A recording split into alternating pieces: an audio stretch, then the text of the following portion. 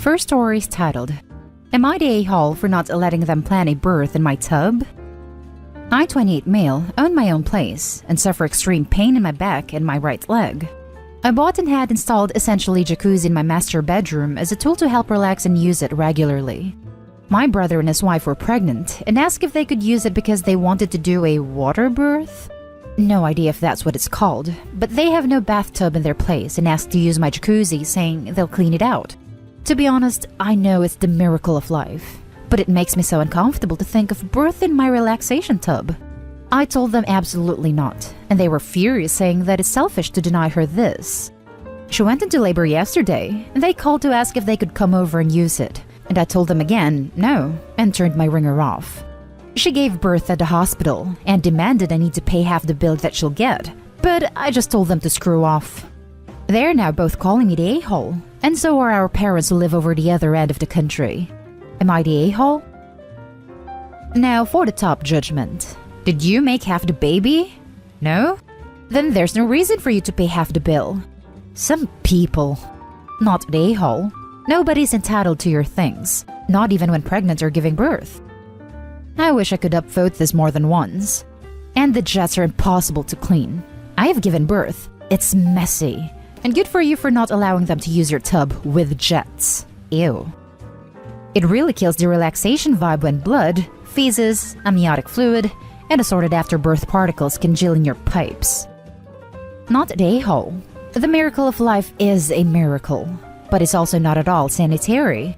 I can't even imagine trying to get all of the pipes clean after something like that. It sounds like you very clearly told them no, and they didn't listen, didn't make other plans. That's on them, not you. You are not responsible for any bills. How entitled. I can't even imagine trying to get all of the pipes clean after something like that. I had the same thought. Even with just water, if you don't blow the air tubes out, it's mold city. Not the a-hole. You do not want a birth going on in your jacuzzi tub. I had a home water birth, and trust me, they get messy. A jacuzzi tub isn't even suitable for a birth. They're too hot for one, and not deep enough for another. Tell them to buy or rent a birthing pool like the rest of us. Exactly. A jacuzzi is the wrong sort of tub. Could have set sister-in-law and the baby up for a nasty infection. What is fine if you have intact skin is not when everything is open up in a birthing situation. Sister-in-law is straight up wrong.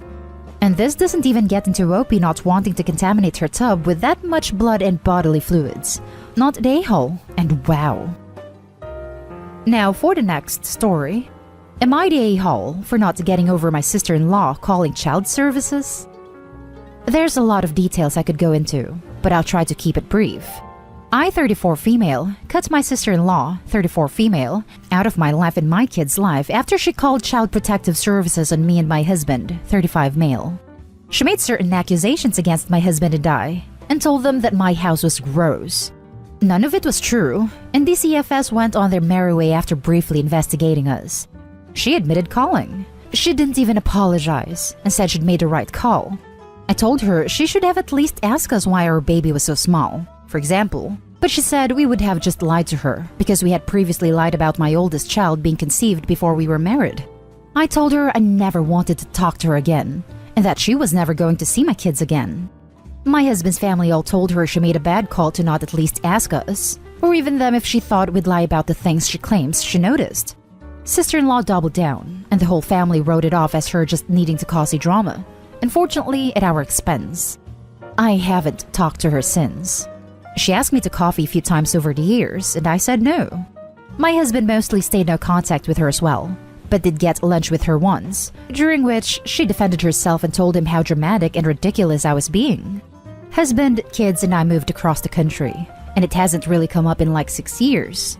Being accused of such things by a family member gave me some lasting anxiety, and I panic if someone comes over and the house is messy or the kids have a cut or bruise. But I don't, like, sit and stew about how awful my sister-in-law is or anything. It's been several years now. The baby in the store is now 10, and my mother-in-law just moved in with us.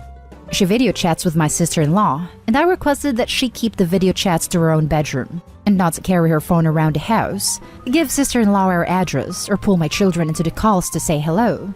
My husband doesn't feel like this is necessary, but understands the boundary I've drawn here and backs me up. Mother-in-law keeps pulling my kids in to say hello to their cousin, my sister-in-law's child, despite being asked not to. Mother-in-law says I'm being ridiculous, holding on to this grudge for so long, and that I really need to let it go and let my sister-in-law back into my husband's life. I've never told my husband he can't talk to his own sister. I will not talk to her, and I don't want her near the kids, but he can do whatever he wants. She doesn't ask to video chat with him, so I don't know why my mother-in-law tried to frame it that way. I think it's possible I'm the a-hole for not breaking my zero contact resolution, just because it's been so long. But she hasn't changed personality-wise at all, and I don't think it's unlikely she'd pull that stuff again, just for the drama factor. Mother-in-law insists she's changed, and I need to give her another chance. Am I the a-hole for not getting over it? Edit. Because this has come up a lot. I do not mind if my children get to know their cousin. The problem is that the video chat is never just the kids.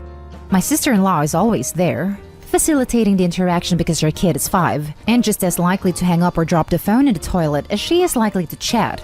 When the kiddo gets bored after a minute or two, she hands the phone to my sister-in-law, who then chats with my kids. That's the part I'm not okay with. They can talk to their cousin, but my sister-in-law ruins it every time, and therefore they can't really talk to their cousin. If I didn't feel like video chatting with her cousin put our family in legitimate danger, I would not object. I have no desire to punish a 5-year-old because her mother is Satan's bride. Not a a-hole. Ask mother-in-law if she would like the zero contact expanded to include her as well. She can't be allowed to keep pushing without consequences. I'm honestly so confused here though. Why did a sister call CPS? Is it a thing to call CPS when the child is small? What was the actual truth about the baby? Was it some health issues? I feel like there are so many gaps in the story. It sounds so vague. It's like Opie talked about everything around the plot, except the plot itself. I'm not trying to be nosy here, but could someone explain it to me? Am I missing out on something? Not an a-hole. The way I see it is mother-in-law has 2 options. 1, respect your boundaries. 2, move out. Mother-in-law can move in with sister-in-law, not the a-hole. She should have at least asked us why our baby was so small. What? Why should CPS get involved when a child is small? Anyway, you have a reasonable line since what sister-in-law pulled could have gotten your family in a lot of trouble. She clearly likes to cause drama, and you and your husband made a joint decision to cut her out. It doesn't really matter what your mother-in-law thinks of your boundary, but my husband doesn't feel like this is necessary. Have a talk with your husband about this, why he wants to move the line he and you set together. After clearing things with him, present a united front to your mother-in-law and tell her of your decision and ask her to respect it. If she doesn't and keeps violating your boundaries, then kick her out. She accused us of starving the baby, among other horrible accusations. The baby was 4 months old and really was worrying small. We were at the pediatrician 2 to 3 times a week. We were syringe feeding her, having breast milk shipped to us from another state. It was a nightmare. And having DCFS up our butts when I was trying to keep my baby from being hospitalized because she refused to take a bottle was not what I needed. But yes, everyone was concerned about the baby, and a call to DCFS would have been legit if we weren't doing anything about her smallness. Had she asked us about the welfare of the baby, we could have explained. But she reported us instead. My husband told me that he doesn't think it's necessary to set this boundary with his mother's video chats. He always respected my request that his sister not be allowed around the kids, but I don't think he ever liked it. He wants his sister not to be a jerk, but also recognizes the reality. The next story is titled, Am I the a-hole for evicting my late son's girlfriend from my house? My late son, 43 male, and I were estranged for a very long time, probably around the time he was 25, greatly in part because of his on-again, off-again drinking problems. Around 2 years ago, we reconnected. Alcoholism had ravaged his life and his body, and he had been out of work for close to 8 years. His girlfriend, 45 female, and him had 3 daughters, 10, 8, 3, that he never told me about. But the store she was a manager at closed, so she was now out of work too. They were going to get married, but he couldn't afford a ring. They were soon evicted from their apartment and had no place to go. I have a house that I bought in cash 5 years prior, so I let them move into it around a year ago. They offered to pay rent, but after the first 2 months, they said they were swamped with medical bills for my son and still paying their eldest daughter's hospital bills for childhood leukemia. Around that time, my son confessed that he had advanced liver cirrhosis. I tried to get his girlfriend to get him to stop drinking. She would yell at me and sit down and cry when my son was in the middle of vomiting black bile with his entire body so yellow. She'd ramble on about how she spent 20 years with him and cannot stop hoping that he'll pull through and they'd get married and be a happy family. I had to stop visiting after that, mostly because soon after their eldest hysterically called me and said her dad didn't recognize her anymore, and I realized his mind had gone. My son finally died of cirrhosis 2 months ago. His girlfriend started wailing in the hospital and saying a lot of mean things to me and about my son in general, saying she wasted her youth with him and who was going to love her now. The house was falling into disarray as his girlfriend did nothing but cook for her kids and stare aimlessly at job postings. She's cold to me every time I come in, and the kids would be as well. While I feel for her, I always thought my son moving in was a temporary situation, and that's what he agreed to as well. I was thinking of putting the house up for sale for a while now, and in the meantime, my girlfriend's twin brother needed a place to stay when he starts his MBA in the fall. He was a property manager in college, so we agreed to get it in optimal condition for buyers. When I had my lawyer send notice to her that I needed her to move out, she called and said that she could not believe I was being so cruel to a single mom. It's been a month, and when I gave her the chance to move again, she said to have some heart and hung up even though she can't pay rent. I had my lawyers file an eviction complaint and had her served a couple days ago.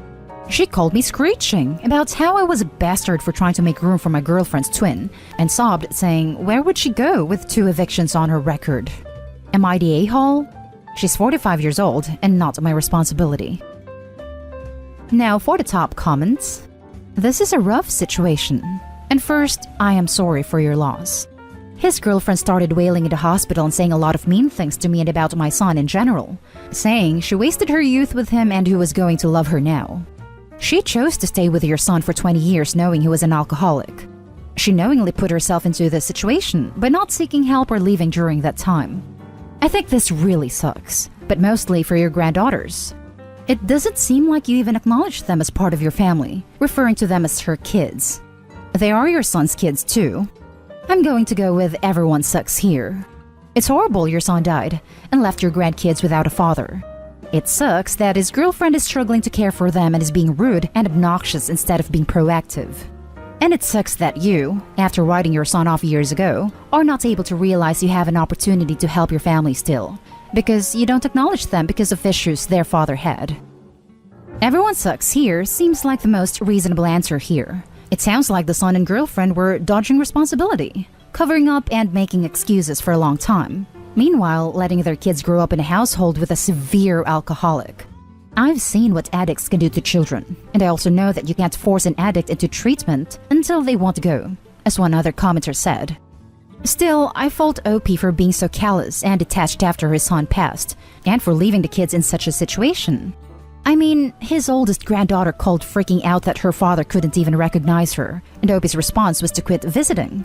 He was probably the most stable person in those kids' lives, and he just noped out when the situation got too bad. You're not just evicting his girlfriend, though. You're evicting his 3 children, your grandchildren. If you're fine making your grandkids homeless, I guess that's your choice, but it's a pretty damn harsh one. I had to stop visiting after that, mostly because soon after their eldest hysterically called me and said her dad didn't recognize her anymore, and I realized his mind had gone. Doesn't this mean you should have visited more to support your grandchildren? Your oldest grandkid has leukemia. How is she going to stay in treatment if she's homeless? You can legally do whatever you want, but I think you're the a-hole. 2 months? The ink isn't even dry on his death certificate, and you're kicking out his wife and children. I hope you don't like those kids, because I can guarantee that if you do this, they might never talk to you again. Now for the last story. Am I the a-hole for telling my husband that his own behavior is why our son doesn't show him physical affection, and I won't force him to? My husband and I have a 6-year-old son, Sam. Sam is super affectionate to me because I am super affectionate to him. For practically his whole life, we've had cuddle time every night. I tuck him in and give him hugs and kisses. I put him on the bus in the morning and kiss him goodbye. And when he doesn't feel good, I let him curl up with me on the couch and hold my hand. So it's not uncommon for him to randomly tell me he loves me, or come plant a kiss on my forehead while I'm just sitting down. This is just how we've always been with each other. By contrast, my husband isn't a very touchy-feely person, and therefore, our son doesn't show him the same affection. Don't get me wrong, my husband is a great father and Sam loves him. But he shows his love with tickles and wrestling, and Sam climbs all over him like a human jungle gym. That's their kind of love. Today, Sam wasn't feeling well, so I kept him home from school and we cuddled. When my husband came home, he kept trying to cuddle with Sam as well, but he only wanted me. This made my husband feel bad, understandably, and said that it looks like Sam loves me more than him. I told him that's not true at all, but that kids simulate the behavior that they experience. And since husband isn't affectionate most of the time, there are definitely some times where he is. Sam isn't affectionate back because he doesn't associate that behavior with his father. I told him that Sam shows him love when they goof off with each other. My husband said that I'm making him sound like he's a bad father, and that I should force Sam to give him hugs and kisses. But I refused, because I think Sam has the right to choose who he is physically affectionate with. He apparently vented to his mom and sister, who have both taken his side. So Reddit, am I the a-hole? Not the a-hole. I suspect, based on your post, that I'm old enough to be that man's mother. So pass this on to him from me if you think it will help. Your son was not put on this earth to make you look good. You were put on this earth to raise him and care for him. If you screw up doing that, you own it. It's not a little boy's job to duct tape his daddy's best dad ever poster. Your son was not put on this earth to make you feel good. Taking care of your feelings is not his job. You are grown up. You don't like that you get what you give? Suck it up. You screwed up. The next time your son looks like he just needs company, offer him company. Just hanging out, doing stuff together. Accept it if he says no. Don't try to put your hurt fifis on him. If he falls down and skins his knee while he's with you, ask him if he wants a hug. Again, accept no. Do little, kind things for him like that, and he may grow to understand that dad also can be a source of mutual affection. Or you may have already set the pattern of your interactions for the rest of your lives. And if that is how it is, you live with it, and stop whining to your mommy about it. Good grief. Signed, somebody who knows firsthand what happens when grown adults try to make their little kids take care of their outed fifis. Not the a-hole. Forcing your kids to show that kind of affection when they don't want to can cause resentment towards the people forcing them to do so. He's still super little and unfiltered, meaning that they act on themselves instead of other people. He enjoys cuddling with mom more, so he doesn't want to cuddle with dad. And I'm sure the same thing goes for wrestling. You can't force your kid to show affection in a way that doesn't make them comfortable. I hope that made sense. Either way, not the a-hole. One of the worst things you can do as a parent, outside whole other level abuse, is to force a child to hug/kiss anyone. Not the a-hole.